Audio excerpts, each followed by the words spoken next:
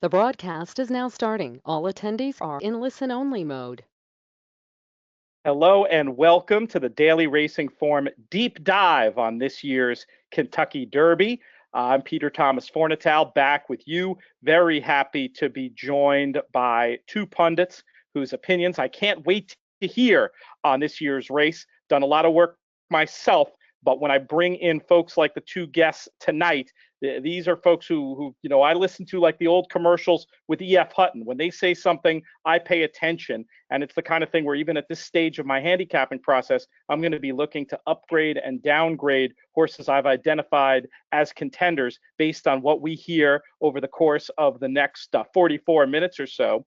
First up, I'm going to introduce the head figure maker from TimeformUS. He is Craig Milkowski. Craig, how are you doing tonight? I'm doing great. As long as I'm able to dodge the tornadoes we talked about earlier, it should be smooth sailing.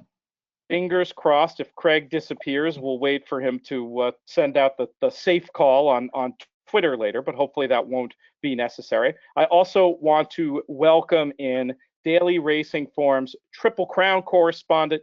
You know him from his fine work in print and on screen. He is Jay Privman. Jay, great to have you back on some DRF programming that I'm involved with. Thanks, Pete, very much.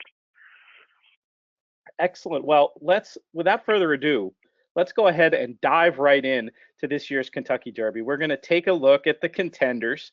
Hopefully we'll have a chance to answer some questions as well. Had several questions sent in already ahead of the show. You can also use the tool within your webinar to ask further questions. We'll get to as many as we can, and I can attempt to answer some subsequently if we don't have time to get to them. We're going to start off by talking about number one, Firenze Fire in this race. Jay, we'll start with you. Is this a horse you see as a contender in this year's Derby? I see him as a contender to finish last, and if there's last place betting anywhere, I would be using him as one of like two or three for that. But no, other than that, I have no interest in him. Is it the post? How much does the post factor into that assessment? Zero. I mean, his form is awful. He's a one-turn horse whose form is in decline. He needs a freshening. He has no chance. Craig, do you see anything more optimistic to say about Firenze Fire? No, I think Jay's a little more optimistic than I am about his chances. That pretty much says it all. Without further ado, we will move on to Free Drop Billy, another who comes in long on the morning line. Any more excuses that you see or reasons for optimism on this one? We'll keep it with you, Craig. I don't think he can win, but I think he's a horse that could probably maybe sneak into the superfecta, run third or fourth. It wouldn't shock me. For one, Dale Romans has a history of doing that. He does seem to like Churchill, and he's also, Dale Romans has promises fulfilled, who has been said he's going to be sent from the gate. So I'm pretty sure the pace is always fast in the Derby anyway, but it might be even more fast than we've seen in recent editions. So, he could clunk up for third and fourth. I don't love him any better than that, though.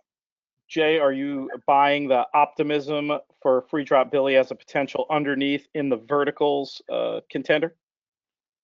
At best, there's quite a few I like better than him. I don't think he's really come on this year from his 2-year-old form, whereas we've got a number of horses in here that seem to have really raised their game as the spring has progressed, and he just seems like he's stuck at kind of the same level. I know he got moved up to third on the deserved DQ of Sporting Chance in the Bluegrass, but he wasn't really making an impact by my way of looking at the race there. He should have, as Craig says, more pace to run into than he did in the Bluegrass, but I was kind of disappointed in his Gotham. His Holy Bully was second because someone had to be. He just hasn't come forward enough for my liking. Fair enough. You mentioned that pace. It will likely be set by Free Drop Billy's stablemate, who goes as the number 3 here, talking about promises fulfilled. Of course, Dale Romans sort of thrown down the gauntlet and said, we're going. Anybody who wants to go with us? Well, you saw what happened in the Florida Derby. Do you see any scenario, Jay, where promises fulfilled hangs around through the turn when the real running typically happens in the Kentucky Derby? It'd be hard for me to think he can do that. His last race was awful. He seems very much pace dependent to me. When he goes fast, he stops, and when he doesn't, like he did in his race prior, he's got a much better chance of performing well. Like when he won the Fountain of Youth, I thought he got away with a fairly soft pace on the day. So, and he ran a great race that day, but I just thought it was kind of a made-to-order situation. And it just looks like there's between Noble Indy, I would think, is going to leave pretty aggressively from his wide draw. I think Justify is going to be pretty close. I mean, he's obviously got great sprint speed if you go back to his first race. I don't think he feels they're going to want to send him like that, but I'm using that as an example of that. I just don't see a scenario which Promises Fulfilled is getting away with like a 48 half mile or something, and I think that's what he's going to need in order to stick around, which is why I think he's one of the contenders to really end up well back when the race is over.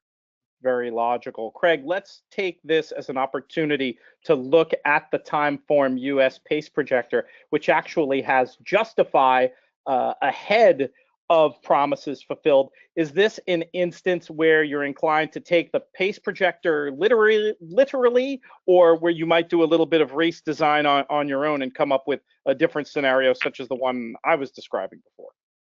Yeah, if I had to bet on who was going to lead, I would think it's going to be Promises Fulfilled. But I will say, Justify, he's a fast horse, no doubt about it. Some people were fooled by their slow fractions at Santa Anita last time, but that's not the Santa Anita that we came to know and love over the past decade. It's definitely much slower. So would it shock me if Baffert sent his horse to the lead? It wouldn't, but I think he'll probably sit just off of Promises Fulfilled. And what do you think Promises Fulfilled's chances of hanging around are? None, to be honest. I have no problem with people who want to put a line through his last race. I mean, if this was an allowance race on a Thursday, that's what everybody would do looking at that pace. I mean, it is a complete toss. But even when you look back before that, he's probably not fast enough. He's not going to get the pace that he got in his best races, like Jay said. I mean, he set a really easy pace in the Fountain of Youth. I mean, he was clear, which is a big part of it, but the fractions were just moderate, and I just don't see much hope for him. Maybe later in the year in a restricted to 3-year-old stake without such abundant speed, there'll be a day for him. But I would agree with you, gentlemen. It doesn't appear that it will be Saturday. And if you don't like his chances, Craig, I'm guessing you don't have a lot of optimism about number 4, Flame Away, who would seem to not have much choice but to chase Promises Fulfilled from the outset, given the post position and the running style he's shown in previous races. Am I reading into that correctly? Well, I like him a lot more in Promises Fulfilled, but when I don't like a horse at all, I'm not sure what that says. I think he's a solid horse. We haven't seen him drop back very much, but he has shown, in the Tampa Derby, he sat off that slow pace set by Quip, and he was basically right next to Vino Rosso. He easily outfinished that horse who went on to win the Wood. We'll talk more about him a little bit later. I think that might be a trip thing. But he's a solid horse, but yeah, I do think he's up against it. He's fooled me before. I didn't think he'd be second in the Bluegrass, but he hung tough. I've underestimated him before, so I am a little bit leery of him. Jay, what's your view on Flame Away? He's a horse that I could see getting part of a gimmick in the bottom part of a Tri or Super if he runs his absolute best race. He has been an overachiever, but the thing that I like about him is that he fires every time, whether he runs on dirt, turf, or synthetic. He always turns in a good performance. And I thought he ran a solid race in the Bluegrass behind a horse who I think has a big chance of winning the Kentucky Derby. And he's never really run a bad race this year. So I think he's a horse who's going to fall through the cracks from a price standpoint, and he's worth, when you're spreading in the bottom part of gimmicks, to me, he's one to toss in that context. Makes sense to me. Number 5 is Audible, a horse who I feel like in many years would be in discussion to be a Kentucky Derby betting favorite, going out for all world connections with an impressive resume with some imperious graded stakes victories on display. Jay, what do you think about Audible's chances this year? Well, I think he's got a good chance. I'm really interested in hearing Craig's opinion of something, because it seems to me that the Florida Derby might have been faster than it appears in terms of how it's being projected on in the buyer speed figures. To me it was a fast race, maybe a faster race than it shows. Velasquez though chose Vino Rosso over Audible, so there's that aspect of it. But I can't knock Audible. He's won 4 straight races. He's going to be the biggest price by far of his career. He's never been higher than 3-1, and he's been favored in 3 of his 5 races. So he is, to me, a horse who can win the race. And if he does, he's the kind of people are going to go back and look at and go, how did he pay $22? I wanted to ask you actually about the jockey machinations among the Pletcher runners, Jay, and find out if it was as straightforward as that, with Johnny having the choice of the 2 to ride, or if perhaps there'd been some sort of previous commitment with Castellano, or some sort of politics involving like Repoli, or you always hear these stories when it comes to the musical jockeys that we see. But that's your understanding, that we can infer at least that he believes Vino Rosso is a more likely winner than Audible. Is that fair to say? Well, I mean, it was Johnny's choice, so I would assume that means he thinks he's a better win candidate. There might have also been some, on Johnny Velasquez's part, some allegiance to Vinny Viola, who's the co-owner of this horse and also a co-owner of last year's Derby winner that Johnny rode Always Dreaming. Great but point. I know he's always liked Vino Rosso, and obviously he thought that he had a better chance than Audible, but I don't think that means that he dislikes Audible. He just likes Vino Rosso a little bit better. And it kind of ended up being a sort of a domino effect, because Castellano was eager to get back on Audible, who he had to give up for the Florida Derby because he had a call on West Coast in Dubai that day, and that's why Johnny rode him in that race. So that's how all that came down. And Pletcher told me, he said he was glad it sort of was as clean as it was, because he gave Velasquez the option. Velasquez made his pick. Castellano wanted to get on Audible, which Pletcher was happy about. So it just all kind of smoothly worked out in that regard. Excellent. Craig, let's talk about these figures. First of all, on the buyer speed figure scale, Audible comes in with a pair of 99s. On the raw time form numbers, the last 2 going back in time, the last race, a 122, the time before that, a 120. From my understanding, that feels pretty much in line with the buyers, but what's your view on how fast those races are, how difficult those figures were to make, and your general view on Audible? I like Audible a lot in here. I actually had to send in my selections for the Derby. I imagine you guys did as well. And I picked him second in the race. And I think he's probably got some more in the tank. I like how he was able to finish all these races. I mean, he's not just winning these races. He's winning these races easily. I mean, he's cruising under the wire, 5 in front, 3 in front. I think he's a horse that's really going to have to be dealt with here. He's been very versatile. He's run up close to the lead. He's pressed the pace. Then last time he came from well back. I mean, when I saw how far back he was in the Florida Derby, I wasn't sure he was going to be able to put in the run that he did. But, as a speed figure guy, I like big flashy figures sometimes. But I think he's a horse that probably has more than he's shown so far. And that's what you want to see in the Derby. And your thoughts on those figures specifically? What type of confidence do you have in those numbers? Those numbers were fine. I didn't have any problem making those. I think if memory serves, there were 3-year-old filly races around 2 turns on those days, or other races similar. But in Timeform, we kind of flag at the race rating if I had an issue with the figures, and none of those have them, and nothing that's happened since has made me go back and review them. So I think they were fine, and they're very close in line with buyer. So seems good to me. Well, I'll keep it with you for another horse that I had some figure questions about, because there appears to be a little bit of a difference between the way the buyer team sees them and your numbers. And that's, I'm talking about the 2-year-old champion, Good Magic, who has not gone forward in his speed figures as a 3-year-old on the buyer scale, but has basically run the same final time rating on the Timeform scale 3 times in a row, or within a few points anyway. Do you think Good Magic, Craig, is a horse who could be ready to peak in his 3rd start off the layoff, and how thick is he on your tickets? I think Good Magic is going to run about as good as he can. I just have questions of if he's good enough, to be honest. I have no doubt Chad has him set to run probably his best race. I'm a little leery that, he's a horse who he could easily find himself 13th, 14th, 15th in this field early. And I'm not sure how he's going to handle that. We haven't seen it before. There's a lot more speed than what he's seen. And again, like you said, I don't know that he's got a 125 or a 130 in him, which is what it might take to win this race. Jay, what's your view on Good Magic and if he can hang with the best of these?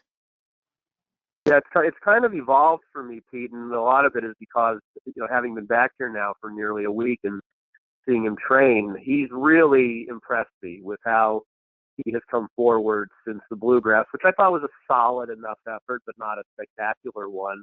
But then when you start doing sort of a deeper dive into his form, and you see that his best race last year was his 3rd start in the Breeders' Cup Juvenile, and the Kentucky Derby is going to be the 3rd start, of this form cycle. And then seeing the way he's trained, he had a really strong breeze. He's come out of it well. He's galloped great since then. I saw him in person when he ran in the Fountain of Youth. And to me, he's not a big horse to begin with, but he's grown up a little bit physically over the last couple of months. He looks to me like he's put on some weight. He's really thriving. And to what Craig said, I think whatever he can do, you're going to see on Saturday. I ended up picking him 3rd in the selections I had to turn in for the paper, and that's a lot higher than I thought I was going to have him when I first came back here. But I have to trust what I'm seeing, and everything I'm seeing regarding him has been very positive. That's great information. That was something I was very curious about. I'd heard that at the early March race at the Fountain of Youth, he didn't particularly look like he developed physically from how he looked in November in California. And it sounds like whether it's a growth spurt or being muscled up, he does look more of an athletic 3-year-old type specimen now, just to confirm, Jay. Right. I mean, I think it's more he's put on some muscle. He's not, like I said, he's not a big horse. When you see him get in the gate next to Justify, it's going to be looking like Bill Shoemaker next to Will Chamberlain in that old ad that they had. It's a pretty big contrast between those two. But he's definitely looks better, I thought, now than he did when I saw him 2 months ago. Gotcha. That's great. Let's go on and talk about the Wilt Chamberlain part of that metaphor. Number 7, Justify. Jay, Justify doesn't care about the Apollo curse, should we? Well, it's something I've always thought is a legitimate thing to pay attention to, because it's gone on for so long. I do think it's going to go down, whether it's this year with him or Magnum Moon or in the next few years. But to me, one of the reasons it's evolved into the point where it's going to happen is because the contrast now between horses who didn't race at 2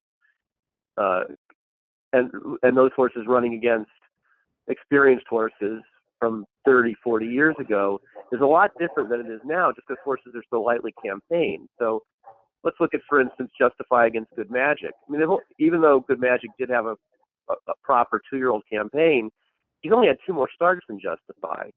And in the old days, a horse like Justify would have been 10, 11, 12 starts behind the curve of horses that were running in the Derby. And I think they really were taking so much the worst of it from an experience standpoint, and the contrast is not nearly as stark now.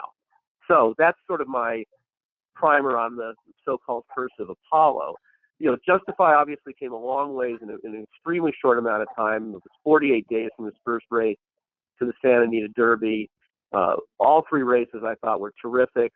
Craig alluded earlier to the pace of the Santa Anita Derby being a lot faster when you adjust for the speed of the racetrack than what the raw time might look like because Santa Anita's main track is much more dull now than it was years in what we used to be used to. I thought his win was terrific last time. He did get loose on the lead.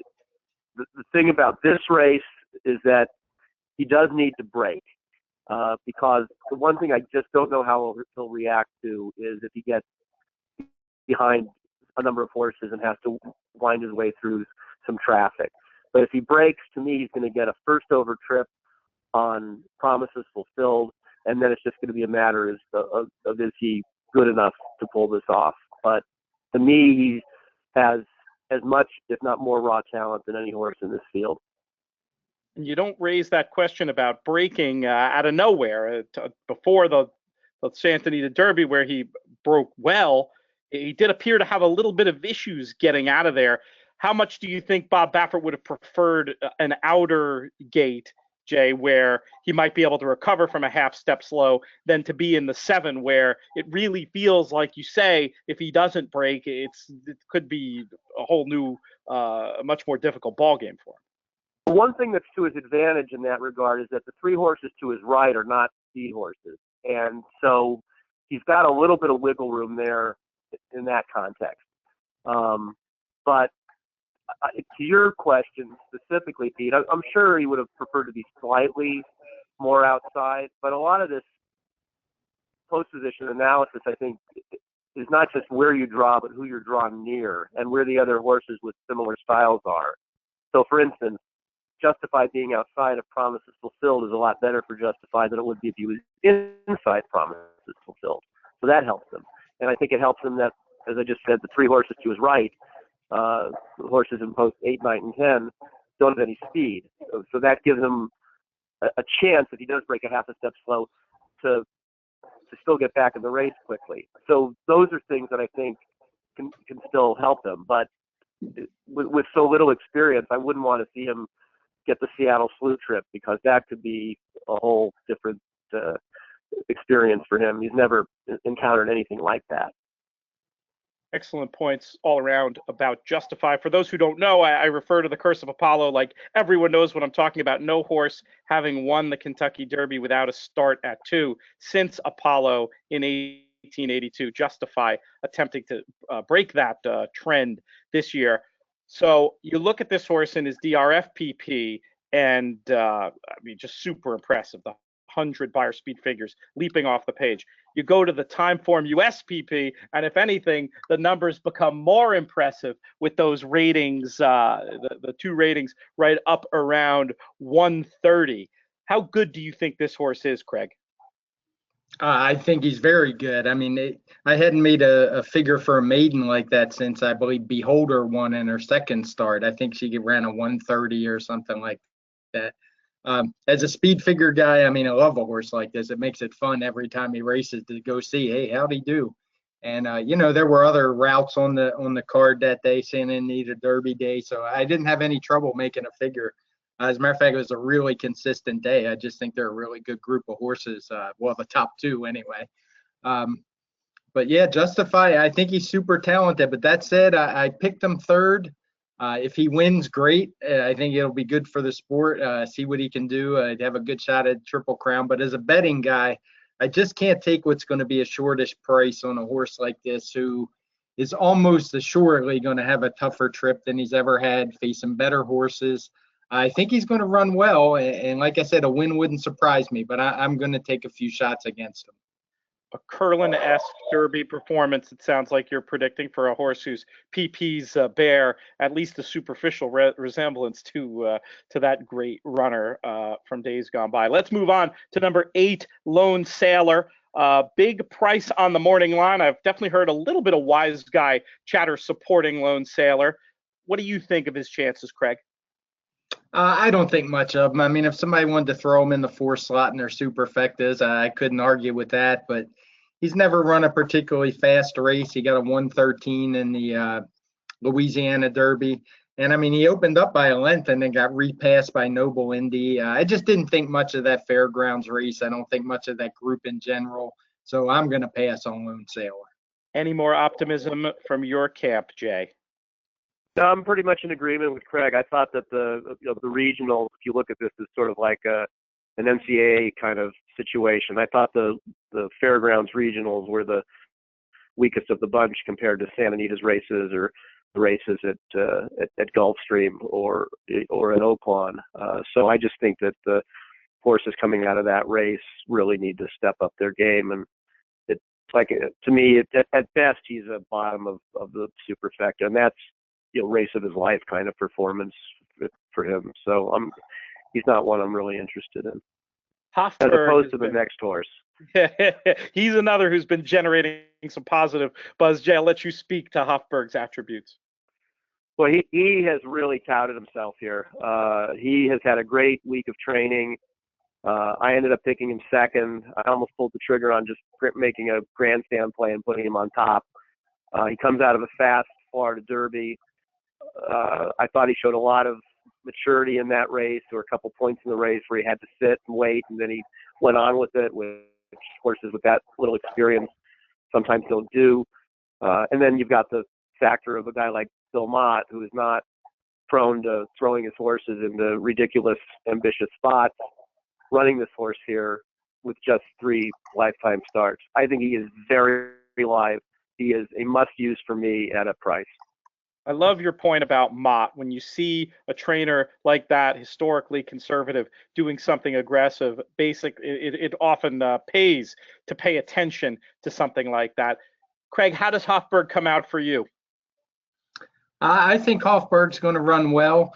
I'm not going to use him in the top slot. I'm not sure he's quite ready for that. And I also don't think he's going to be near that 20-1 morning line. Too many sharp guys like Jay are touting him and saying how good he's doing, how good he looks. I think we're going to get about 12-1 on him. I hope I'm wrong. I could be wrong, but I do think he's going to run well. I don't think he's as good as Audible. I know these are 3-year-olds and they're improving quite a bit, but Audible handled them pretty easily, and that's a pretty big gap to make up. But he will definitely be on my superfecta tickets.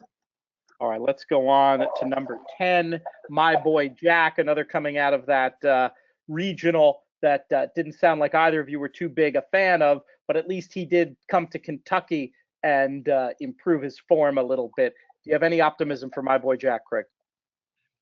He's the horse, I think, of all the closers in the field. If there's one you could really count on that's just going to be way back and come running late, it's him. Now, whether that gets him 7th or gets him 4th or maybe 3rd, that's another story. But, if he's 30-1 or higher, I'll definitely throw him in those lower spots, 3rd or 4th. I trust Kent Desormeaux to ride he's good in the Derby.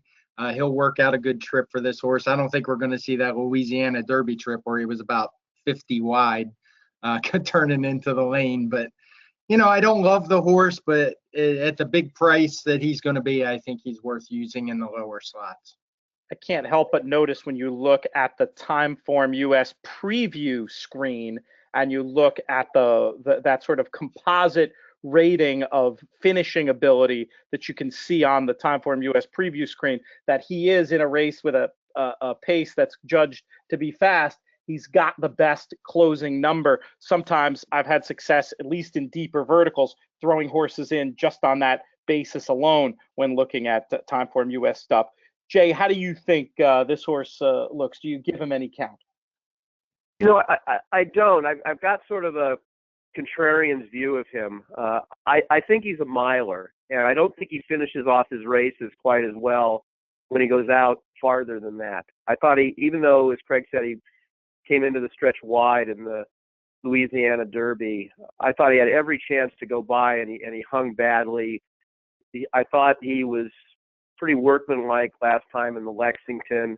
He's only trained okay here, and I know that because of his late run, the knee-jerk reaction as well, he's going to be much better going 1.25 miles. But his sire Creative Cause was not better going out to 1.25 miles, and I think this horse might be that. I think he might be better with like a fast pace in front of him going 1 mile kind of horse. And so I wouldn't talk anybody obviously off of using him in the bottom of gimmicks because he's going to be a big price, but I think he's going to be underlaid from his morning line because a lot of people seem to like him. And I've just got a contrarian opinion of his aptitude going out to a mile and a quarter. Fair enough. Number 11 is Bolt Doro, a horse who has certainly turned heads in his career, and is another who appears to have the potential to peak in his third start off the layoff. What did you think of his Santa Anita Derby, Jay, and what do you think the chances are that Mick Ruiz will have him ready to run potentially a career best race in the Kentucky Derby? I thought he ran a very good race in the Santa Anita Derby. He was in an unenviable position of having to chase a loose leader, and he made a couple runs at him. He was second best on the day, but he still ran fast. It was his second start off of a layoff. He figures to run better than that in his third start. I came here wanting to pick him, and I just wasn't able to pull the trigger on him. This is a big boy race, and there are some literal Hall of Fame trainers in here. There are guys who have won the Kentucky Derby multiple times, and I think it's a tough spot for someone without that experience, who's 3 for 61 this year. And the other thing about this horse that kept nagging at me is that he sometimes doesn't break well, and the Derby is double loaded, 1 and 11 going first, 2 and 12, etc. So he's going to be literally one of the first horses in the gate, and I could see a scenario where he ends up out the back if he doesn't break well. And there were just too many things about him that gave me pause. On form, he absolutely has a chance to win, and he's going to be, like we were talking about Audible earlier, the biggest price he's ever been in his life. Sometimes you have to trust your gut, and my gut was telling me don't do it. I may live to regret it come Saturday night, but that's sort of my overview of Bolt Doro. Good points all. Craig, how important, as a figure-oriented player, how important are trainer stats and trainer form to you in a race like the Derby, and what do you think of Bolt Doro? Trainer stats are always important, but then I can always look back and say Chip Woolley won the Derby. Michael Matz, who's a decent enough trainer, but have we seen him again? I don't recall him running any other horses. So yes, they're important, but I don't think they're the be all and end all. I did actually pick Bolt Doro on top. That was on Tuesday. It could change when the tote board lights up, but I think he's going to be good odds. I hated his trip last time, as Jay mentioned. One of the underrated bad trips in racing is the chase position, especially when you're chasing a horse as good as Justify. If Justify gets some pressure and doesn't rate very well and Bolt Doro breaks, and I think he's got the speed to get a good stalking position, maybe 2 or 3 wide. I think he's got a real big shot. And like you said, third race off the layoff, he's got the speed figures to win this race. As a 2-year-old, he looked like almost the second coming of Spectacular Bid until the juvenile, where he had that crazy wide trip. And I just think he's a super talented horse. And if he goes off anywhere near 8 to 1, I'm going to be on him. What price would be the price at which you'd feel good keying, Craig? I want to get at least 6. I don't think that's going to be a problem with Justify, Mendelssohn, and a couple others in here. But I'd like to get at least 6, but I'm hoping for 8, maybe even a little more. Anything for you, Craig, when it comes to number 12, Enticed? Entice is another who also had that kind of chase trip last time, although he wasn't chasing a very good horse like Justify. He was just chasing a crazy runoff. I think it was Old Time Revival. And, I think he ran very well considering the trip he had. I just don't think he's a horse that really wants to go much further than what he went last time. That's probably about his limit. And I also just don't think he's as good as these horses. So, I'm not a big fan of his. I probably won't have him on my superfecta tickets. I think he's probably going to be a little too close to what'll be a hot pace and be backing up through the lane. Your thoughts on Enticed, Jay? Yeah, fairly similar to Craig's. I'm not quite as dismissive, but I'm not a booster by any stretch either. The one thing I certainly agree with Craig is I think we're getting to the outer or beyond the outer limits now of what his comfort range is. I thought 1.1 miles was stretching it for him, and I don't know that he's going to be suited by going farther. I think he might want a shorter trip. And so that's something that I think is going to be to his disadvantage. But I mean, his form isn't bad, and if he's got a giant price, to me, it's like, well, if you're depending on how deep you want to go in the bottom of vertical gimmicks, I mean, he's no worse than some others that are going to be, and he's going to be a giant price. So to me, it's like, why not? You know, if you're using 8, why not use 9 in the 4th spot? But it's hard for me to envision him being any better than that at best. There's some connections power when it comes to number 13, Bravazzo, 2 names steep with some Derby history with Calumet Farm and D. Wayne Lucas. But is there anything on paper to make you want to use Bravazzo, Jay? No, his last race was as ugly as could be. He was getting out the whole way, and you know, the best they could get to ride him was Luis Contreras, which is, you know, no knock on him, but there were better guys out there if this horse to me was live, and he just looks to me like he went the wrong way, and he didn't run since then, and it's just hard for me to make a case for him. Any positives for you, Craig? Nope, not a one. Let's move on to number 14, Mendelssohn.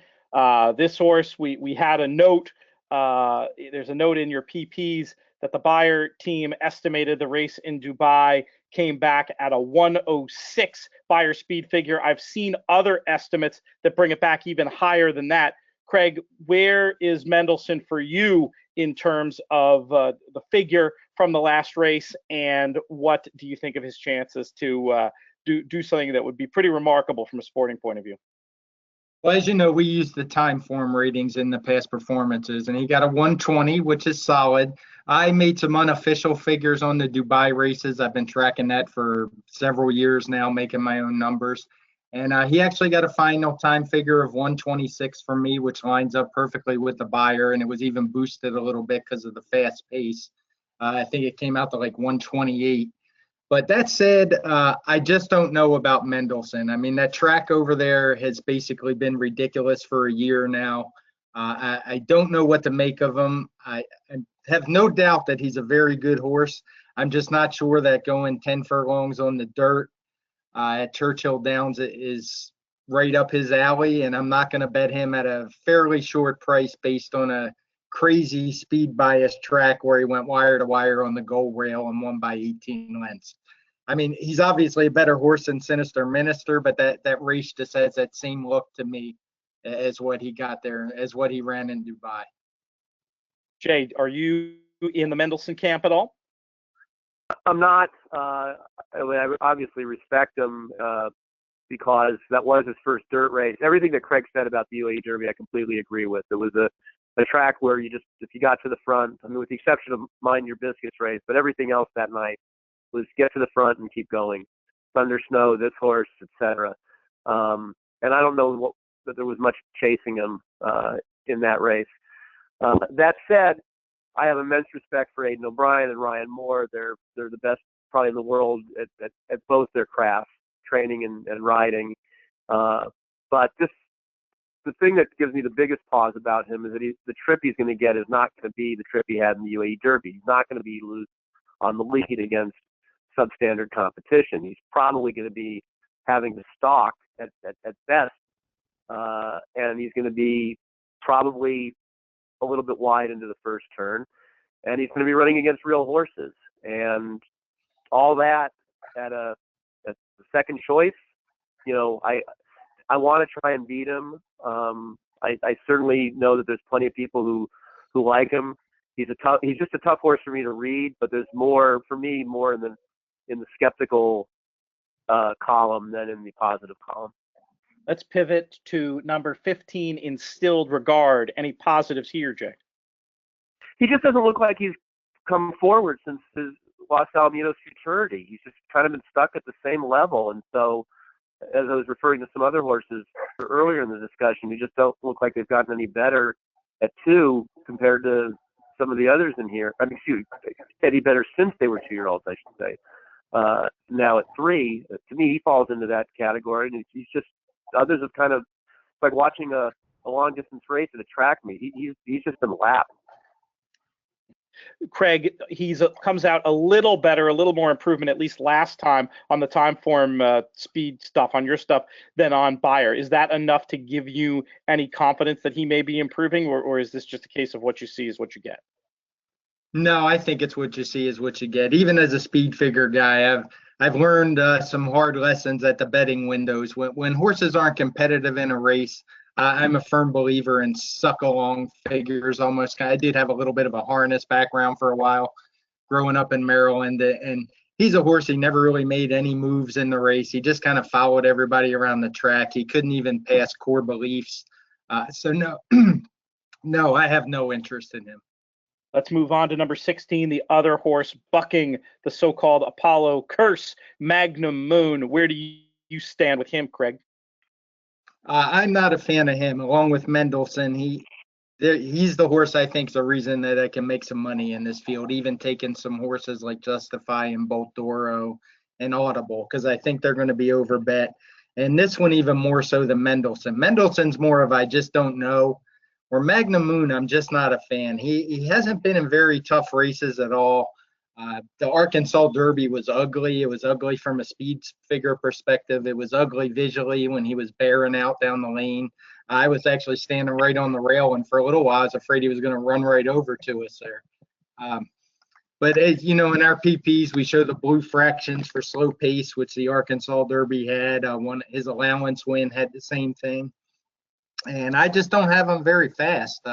He's also a horse that likes to be pretty close up, which means he's going to have to run a lot faster early than he ever has before, and just not a fan of his. I've heard a lot of the sentiment from sharp players that falls in line with what Craig is saying, and you make a good point. Superficially, you see all the ones, you see the open lengths, but when you scratch the surface, there are some causes for concern. Do you land more positive or more negative, Jay, when it comes to Magnum Moon? He's not one of the horses that I put in my top four in the racing form. I have a little more respect for him than Craig does, but not to the point where I'm trying to make a strong case for the horse. The thing that bothers me the most about him is that he drifted a little bit in the Rebel, and it was far worse in the Arkansas Derby. And I just don't like seeing that. You're not going to get away with that kind of behavior in this race on Saturday. He's going to be most likely the third, fourth choice in the race. And so I agree with Craig that he's the kind of horse, because of that, he's worth trying to take a stand against. I think he's got some talent, but I think he might be, as Craig said, a little more dressed up than he actually is.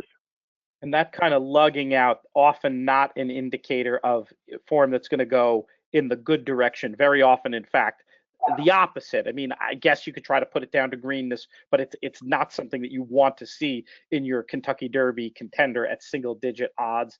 And with that, let's move along to Solomini, sort of the Baffert B team, I guess you could say here. What is you've seen this horse for quite a while, Jay. What are your thoughts on how he's developed, and is he a contender? I mean, he hasn't developed. He's as green and goofy now as he was when he first came on the racetrack. He runs with his head up. He's weird. He's awkward changing his leads. He's just a goofball. The thing that I think is worth noting, though, in terms of if you're playing vertical gimmicks, is they're going to use a different strategy with him in this race. They're going to grab him coming out of the gate. They're not going to try and get a stalking or type of trip that he's had, and they're just going to grab him, take him back, and make a run, and see how much he can pass horses and where that takes him. And if the pace is faster than expected, you could see him clunking up for a share, but no more than that. He hasn't, like we were talking earlier about instilled regard. I mean, his figs have not come forward from age 2 to 3. Maybe the different riding strategy will produce a better performance out of him, but anything beyond that to me is a real reach. And they're grasping at trying to just do something different here to get him to wake up and run better, because he just hasn't come forward so far on his first 2 runs. You only get one chance to run in the Derby. I suppose it makes sense to take it, and the idea of trying something different, that's good information for folks looking to play the tries and supers out there. That does give, to me, more hope than if he was going to attempt to run the race he's been running, because I think that would have left him in the back half of the field for sure. Your thoughts on Sola Mini, Craig? Yeah, had you come to me first, my thoughts basically echo Jay's. I had heard the same thing. I probably read it from Jay. I don't remember now, that they were going to try something different. I mean, I think that's a great idea. I don't think he's a horse that can win in here. But, maybe he can clunk up if he takes to that style. He's solid enough. He never runs bad. I just don't think he's quite as talented as a bunch of these. But, maybe with that running style, it can help him. But otherwise, not very high up on my list. John Velasquez ends up on number 18. Vino Rosso took a lot of money last time and ran to it. Certainly some positives in this one's corner. Is he a serious contender for you, Craig? Yeah, I think he's got a shot in here. And the reason I say it, I went back and watched all of his races, actually, including when he flopped in Tampa, and, he didn't run very well in the Sam Davis. And when you really watch him race, he just doesn't like to be inside horses. It seems like he's a much different horse when he's outside. Now, great, he drew the 18 post, which is great for that. He'll certainly lose ground, but I'd rather a horse lose ground than be comfortable than one to be saving ground and pinned up on the inside. Whether he's good enough to win or not here, I don't know. I didn't pick him in my top 4, but, it wouldn't surprise me if he won. I'm not sure what kind of price we're going to get on him, but, he might be worth a look, and I think he's almost going to get a trip that he likes. There was reports earlier in the spring of him working better than Audible in one of those Pletcher teamworks. Have you had a chance to clap eyes on Vino Rosso this week, Jay? How's he looking, and what do you think of him? I've seen them all but Mendelssohn. He's the only one who hasn't been on the track yet. He's looked very well, Vino Rosso. I mean, he worked well. He's come out of the work well, and his gallops have been very forward. The thing that gave me pause about him is I thought the pace last time really kind of flattered his running style and maybe made him look a little better than he is. But you got to respect that they've been very high on this horse. They were frustrated by his first race of the year at Tampa in the Sam Davis, so they put blinkers on him for his second start at the Tampa Bay Derby, and he didn't run well again there. And the theory now is that even though he won an allowance race at Tampa in December, that maybe he just wasn't at his best over that track, and he improved getting away from there. So now he's had the race away from there and the blinkers added for the Wood, and he ran a career top in that race. But I thought the race shape kind of flattered him, and as Craig and I were saying earlier, both of us are not enamored of Enticed going out to 1.1 miles like he did in the Wood Memorial, let alone 1.25 miles. So I can see this horse running well. I think he'll get a good trip. I think he'll come running at the end. I just don't know that he's quite good enough. Let's go to the 4th Pletcher trainee, number 19, Noble Indy. Any count for you, Jay? I thought he was game winning the Louisiana Derby. I was at that race, and at the 8th hole, it looked like he was going to be 3rd, and he re-rallied to beat 2 horses. But maybe that was more an indictment of Lone Sailor and My Boy Jack than it was a feather in the cap of Noble Indy. The draw did him no favors. He needs to be forwardly placed, I think, to run his best. And he's going to have to be used from out there to try and get a trip. And I think he's going to end up there's the potential for him to either go too fast the first part of the race or get fanned out the first part of the race into the first turn, neither of which I think is going to help him. So I'm against him. Anything for you, Craig, on Noble Indy? No, I'm against him as well. I wasn't a fan of the Louisiana group, as we've mentioned. They went pretty fast, when he was pressing the pace there with the half-mile fractions coded in red. But the whole race just kind of fell apart. He hung on the win, but I think, as Jay mentioned, that's more an indictment on the other two than it is a feather in his cap, because it's not like he was flying home. And, yeah, I have no interest in using this one. Number 20 is Combatant, 50-1 on the morning line, but another who looks like he might drop out and make one run. I wouldn't think you were nuts to want to put him in the bottom of verticals. Is he going to be in that spot on your tickets or anywhere for you, Craig? He's not going to be on mine. I know I always chuckle. You know, I'm a big fan of your podcast with JK, and I know JK had kind of a crush on this horse. But he's always, I saw him at Remington Live in the springboard, and he's always just had kind of the look of a hanger to me.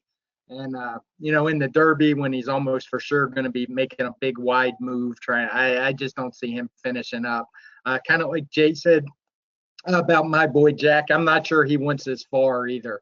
I think he'd probably be much better at a mile than he is at a mile and a quarter, to be honest. Any more optimism from you, Jay? I mean, I wouldn't talk anybody off using him in the bottom part of the gimmick just because he's going to be such a giant price. But that said, I just don't like the way he's finished off his races this year. It just looks like he's struggling to finish off races going a mile and a 16th and a mile and an 8th. And I think, like Craig said, he might want shorter. He just doesn't. I don't know that the mile and a quarter is gonna suit him. I just don't like the way he kind of looms up like he teases you like, oh boy, he's gonna do something here, and then he just flattens out every single time, and that's just not something that's gonna get it done on Saturday. Do either of you have anything to say about the AE in the race? Blended Citizen. We'll start with you, Jay. Yeah, I thought he ran kind of a clunk-up race last time. If he gets in, he's gonna be drawn farthest outside, and I don't know. The Bluegrass performance was okay, but he's gonna have to improve 15 points on speed figures just to be in the top 3 or 4. I think it's a pretty big ask to envision that happening. All right, well, actually, Craig, do you have anything to add on him? No, you would have been fine skipping me. I actually didn't even look at him yet. Gotcha. Probably won't come into play. We'll know by 9 o'clock Friday morning if it does matter, and Craig will tweet something then if he should sneak into the race. We're long over time, but I do want to do just a couple of speed round questions if I can twist your guys' arms. Some good stuff has come in. If Rhea wins the Oaks or runs well in the Oaks, one of our listeners wants to know, would that change either of your attitudes about Mendelssohn? Craig, I'll start with you. Well, first off, I don't think she's going to run well in the Oaks. I think I've heard a lot of hype on her, but I'm not a big a fan. But would it? Probably not. It probably wouldn't make much of a difference because either way, I still think Mendelssohn ran on a golden rail against, slower horses. Jay, any difference in opinion for you on that one? I mean, it might pick my head up a little bit more on Mendelssohn just because it would sort of flatter his race. But I think the overarching thing that Craig and I both are concerned about with Mendelssohn is that he had an optimum situation last time that he just not figured to get Saturday. All right. We have a bunch of questions we're not going to have time to get to. Here's a fairly random one, but I want to know the answer in case either of you do. Do either of you have info on where Rushing Fall is going to end up this weekend? I would have guessed they would have just taken their chances against the Phillies, but I haven't heard anything definitive. Either of you heard anything about Rushing Fall and her whereabouts? Well, I know Dave Grenning talked to Chad Brown about that here at Churchill, and considering she drew wide in both races, he was leaning back towards the Philly race. One of the reasons they entered the Colt race is because of the weather forecast, and I think if you ended up with kind of a bottomless grass course on Friday and the chance that they could dry a bit by Saturday, that they'd wait. But as of now, I believe the plan is to run in the Philly race. Do either of you have an opinion specifically about Audible's ability to get the distance in the Kentucky Derby? Jay, I'll start with you for your thoughts on that one. Yeah, I see no reason why he couldn't get the distance. He's run a series of good races and he's finished those races off well. And he's versatile. He can lay close to a pace and finish, or he can drop well out of it and finish. So that, to me, the distance is not going to get him beat. It's a matter of whether he's good enough. He seems to get the out well trip note every time. All right, the big question, we've kind of gone over it. You could probably infer from the comments so far who the selections are, but I'll ask each of our panelists for an official Derby pick and or specific strategy on how you guys might want to play the race, a pool to attack or a specific idea. Craig, we'll start with you.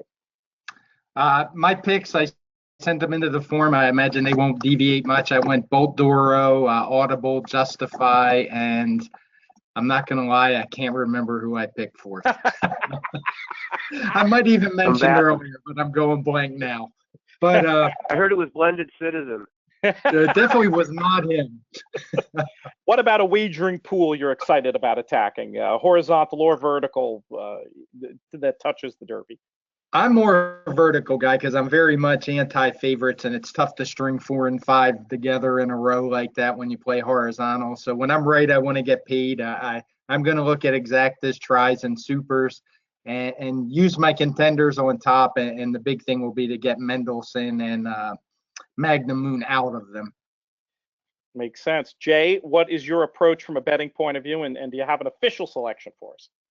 Yeah, I mean, like you guys, I had to turn my picks in. You know, I ended up picking Justify. It's not my most creative pick ever. To me, he's either going to win or finish 14th. I picked Hofberg second, Good Magic third, and Bolt Doro fourth. So those are my top four. And I'm like Craig, my strategy is to fool around and exactas, tries, and supers, and try and get shorter priced contenders. The two that he mentioned are two of the ones that I want to get out of there as well, and try and beat them. I will, you know, if it comes in a cold Justify over Hofberg, I'll do well on that. But I'm gonna fool around, you know, with, like I said, exacta, tries, that kind of stuff. You know, and I'll let you know if I think Justify can win the race when they go into the first turn, because if he's sitting second outside of promises fulfilled, the race is over, I think. I like it. All right, guys, we are overtime. I will pay you. I'll make sure to send you both your overtime check, which is basically you can drink on my tab anytime, which you probably could have done anyway, even if you hadn't put in the extra 15 minutes tonight. But I want to thank you both tremendously for coming on in. Want to thank all the listeners for tuning in. We had a big crowd live. If folks want to catch a replay of this show, you can do that if you came in part way, or you just want to go back and re-listen and take some notes. DRF.com/YouTube for that. You can find tons of other great content from DRF TV, a lot of stuff from me, including a couple of DRF Players podcasts. The show that Craig alluded to early had Nick Tamaro and Paul Matisse as guests today. That should be archived up there. Tomorrow morning, 11 o'clock, going to be broadcasting thoughts on the Derby with Mike Maloney. Tomorrow night, same bat time, same bat channel. I'll be here with Andy Beyer and Mike Watchmaker. Feel free to sign up and join. Again, if you miss it, go to drf.com/YouTube and check it there. I want to thank web producer Jake Luft as well. Thanks so much. I'm Peter Thomas Fornatale, and you've been watching content produced by drf.com.